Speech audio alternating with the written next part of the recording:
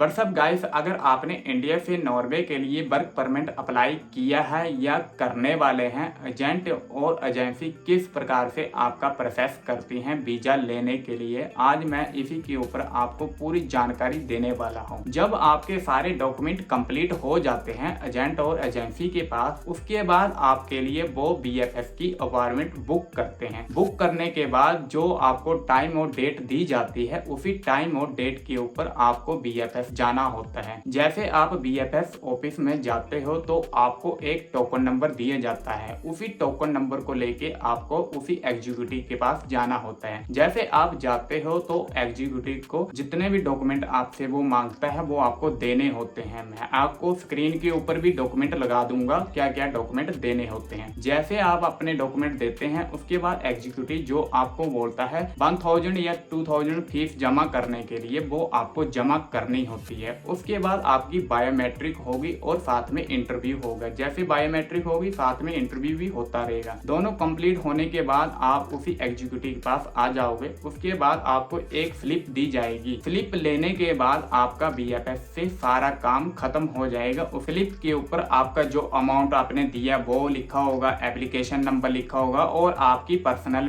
Detail भी लिखी होगी। उसके बाद आपके जो डॉक्यूमेंट BFS में आपने सबमिट करवाए हैं वो आपके UDI में ही फॉरवर्ड हो जाएंगे। UDI और एम्बेसी क्या है? UDI एम्बेसी एक ही है, नाम अलग अलग रखे हुए हैं सभी लोगों ने। जब आपके ये डॉक्यूमेंट UDI में फॉरवर्ड हो जाएंगे तो UDI ही आगे आपका काम करेगी वीजा देने के लिए। BFS एक थर्ड पार्टी कंपनी है, एजेंसी है। इसका कोई भी रोल एम्बेसी के साथ नहीं होता है। ये सिर्फ आपके डॉक्यूमेंट जितने भी आपने सबमिट करवाए होते हैं, बायोमेट्रिक करवाई होती है, ये सारी शेयर करती है UDI को। UDI ही आगे आपका प्रोसेस करती है। वीजा देना नहीं देना इनका ही डिसीजन होता है। जब तक आपका वर्क परमिट नहीं मिलता है तब तक आपका कोई वीजा नहीं मिलेगा। जो आपने डॉक्यूमेंट BFS में सबमिट करवाए थे वो आपने वर्क परमिट के लिए ही जमा करवाए थे।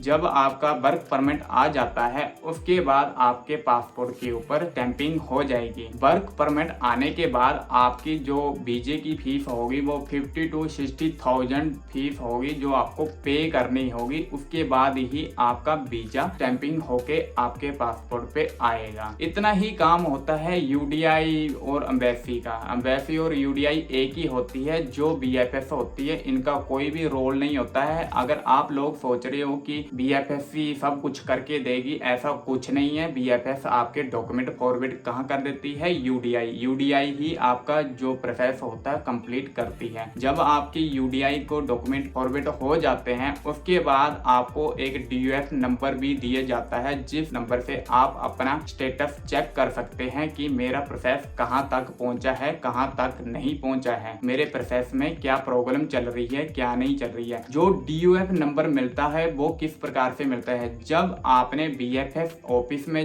गए थे उस वक्त आपने ईमेल ID और मोबाइल नंबर जो दिया था, उसी मोबाइल नंबर और उसी ईमेल के ऊपर आपको DUF नंबर मिलेगा एप्लीकेशन का। दोस्तों, अगर मेरा आपको वीडियो अच्छा लगा तो प्लीज चैनल को सब्सक्राइब जरूर करना। अगर आपको कोई डाउट पड़ा होगा तो प्लीज मुझे कमेंट करके जरूर बताना क्या चीज में आपको समझ नहीं आया। और जितने भी मैंने आपको डॉक्यूमेंट के बारे में बताया मैं स्क्रीन के ऊपर लगा दूंगा किस प्रकार से आपको डॉक्यूमेंट BFS में सबमिट करवाने होते हैं। बस इतना ही स्टेप होता है टोटल, और कोई भी स्टेप नहीं होता है। BFS का यही रोल होता है। ये एक थर्ड पार्टी एजेंसी होती है जिस प्रकार से आप डायरेक्ट एम्बेसी नहीं जा सकते हैं। उसके बाद आपका टोटल प्रोसेस खत्म हो जाता है। अपने वीजे को आप वेट करना शुरू कर दीजिए, मेरा वर्क परमिट कब आएगा कब नहीं आएगा। जैसे आपका वर्क परमिट आ जाता है उसके बाद आपको 1 या 2 वीक में आपका वीजा भी स्टैंपिंग होके आ ही जाएगा आपके पासपोर्ट के ऊपर। बाय बाय दोस्तों, अगर आपको मेरा ये वीडियो अच्छा लगा होगा तो चैनल को सब्सक्राइब करना, लाइक करना, शेयर करना और कमेंट करके बताना। ठीक है दोस्तों, मैंने स्टेप बाय स्टेप आपको सारी जानकारी दे दी इसी वीडियो में। क्या प्रोसेस रहता है BFS का और UDI का और एम्बेसी का, इन तीनों में से आपको सभी जानकारी का पता चल गया होगा किस प्रकार से होती है, किस प्रकार से नहीं होती है। को लग रहा है कि जितनी भी मैं अपनी तरफ से जानकारी दे रहा हूँ ये सब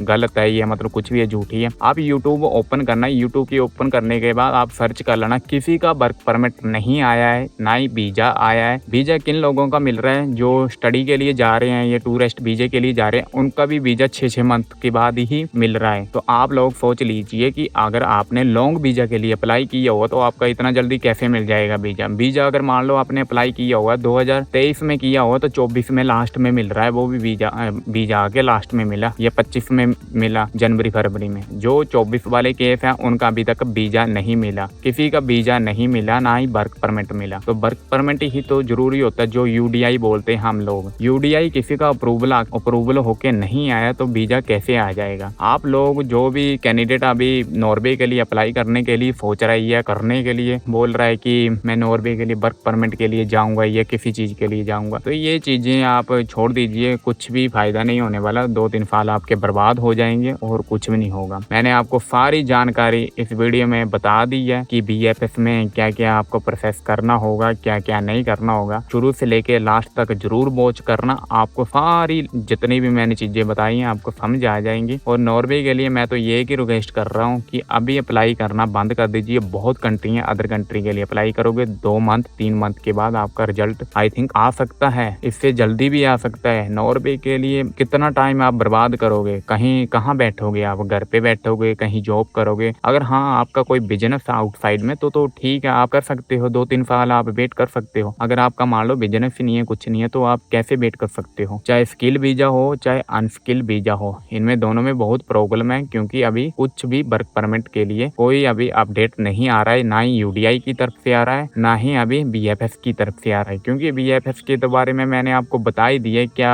वो रोल प्ले करता है, क्या नहीं करता है। आई होप आपको मेरा ये वीडियो सारा समझ आ गया होगा। अगर किसी को कोई भी डाउट रह गया होगा किसी डॉक्यूमेंट को लेके या किसी चीज को, तो मैं आपको एक चीज बता देता हूँ, कमेंट करके आप हो मेरे से क्या आपको डाउट रह रहा है डॉक्यूमेंट को लेके। और अगर आपको कमेंट करके भी नहीं पूछना है तो आप मेरी इंस्टा आईडी के ऊपर जाना, उधर जाके पहले मुझे फॉलो करना, उसके बाद ही चैट करना। क्योंकि आउटसाइड के जितने भी डीएम आ रहे हैं मुझे वो शो नहीं होते हैं, शो होते हैं तो मुझे पता नहीं चलता है क्या है क्या नहीं, मैं उनको ज्यादा करके चेक भी नहीं करता हूँ। जब तक आप मुझे फॉलो नहीं करोगे तब तक मैं आपको कोई रिप्लाई नहीं दूंगा। फॉलो करने के बाद आप मुझे डीएम करना, उसके बाद मैं आपको पूरी जानकारी दे दूंगा जो आप चाहते हो। ठीक है दोस्तों, मेरे चैनल को सब्सक्राइब, लाइक और शेयर जरूर करना। और अगर मेरा को वीडियो अच्छा लगा होगा अपने फ्रेंड रिश्तेदारों में हर कहीं मेरी वीडियो को जरूर शेयर करना। बाय बाय दोस्तों, मैं मिलूंगा आपके साथ नेक्स्ट वीडियो के साथ, और इतनी अच्छी वीडियो लेके आऊंगा नॉर्वे के रिलेटेड, अदर कंट्री के लेके, जिस कंट्री के बारे में मुझे जानकारी पूरी तरह से पता चले तभी मैं आपके आगे वीडियो बनाऊंगा। ऐसे मैं वीडियो नहीं बनाता क्योंकि यूट्यूब के ऊपर बर्बर के फेक वीडियो बन रही हैं। किसी का अभी तक कोई वर्क परमिट नहीं आया, यूडीआई नहीं आई, कुछ नहीं आया, लोग दिखा रहे हैं अभी भी इतने फेक वीडियो बन रही हैं। नॉर्वे इतनी सैलरी दे रहा है, ये दे रहा है, फिर भी कवर लेटर को लेके सब झूठ है, कुछ नहीं है। आप नॉर्वे के लिए अभी अप्लाई ना कीजिए। नॉर्वे के लिए अगर अप्लाई करते हो तो आपके 2-3 साल बर्बाद होने वाले हैं। मैंने आपको जाते जाते भी अभी बता दी। बाय बाय दोस्तों।